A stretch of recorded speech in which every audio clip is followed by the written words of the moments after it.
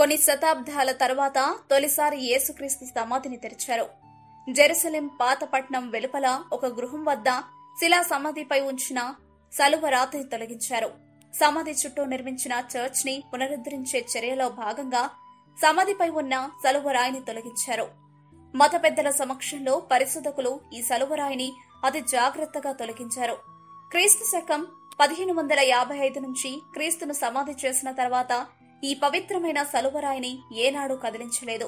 శిలువ మీద మరణించిన యేసును ఇందులోనే ఉంచారని, సమాధి చేసిన 3వ రోజున ఆయన పునరుద్ధానం చెందింది కూడా ఇక్కడి నుంచే అని క్రీస్తు మతస్థుల విశ్వాసం.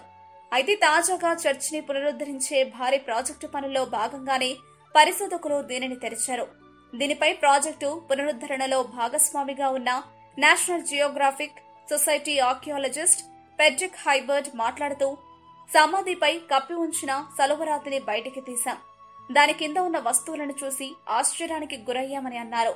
దీర్ఘకాలంగా జరిపిన శాస్త్రీయ విశ్లేషణ అనంతరం సమాధిపై ఉంచిన సలువరాయిని సంప్రదాయ రీతిలో తొలగించామని, ఇందువల్ల సమాధిని అందరూ ప్రత్యేకంగా చూసే అవకాశం కలిగింది.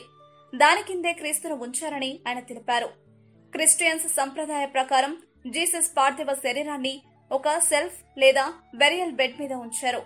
అలా చేసిన 3 రోజుల తర్వాత క్రీస్తు ఇక్కడి నుంచే పునరుద్ధరణ చెందారని చెప్పారు. క్రీస్తును సమాధి చేసిన ఈ ప్రాంతంలో పెద్ద చర్చిని నిర్మించారు. దాని మధ్యలో సమాధి చుట్టూ ఎడిక్యూల్ పేరుతో చిన్న నిర్మాణం ఉంది. ఇందులో ఒకసారి అగ్ని ప్రమాదం కూడా జరిగింది. దీనితో 1808 నుండి 1810 మధ్యలో దీన్ని చివరిసారిగా పునరుద్ధరించారు. తాజాగా దీన్ని మరోసారి పునరుద్ధరించనున్నారు. ఇలాంటి మరెన్నో విషయాలు మీరు తెలుసుకోవాలనుకుంటే వెంటనే మా ఛానల్ ని సబ్స్క్రైబ్ చేయండి. ఈ వీడియోని మీ మిత్రులతో షేర్ చేసుకోండి.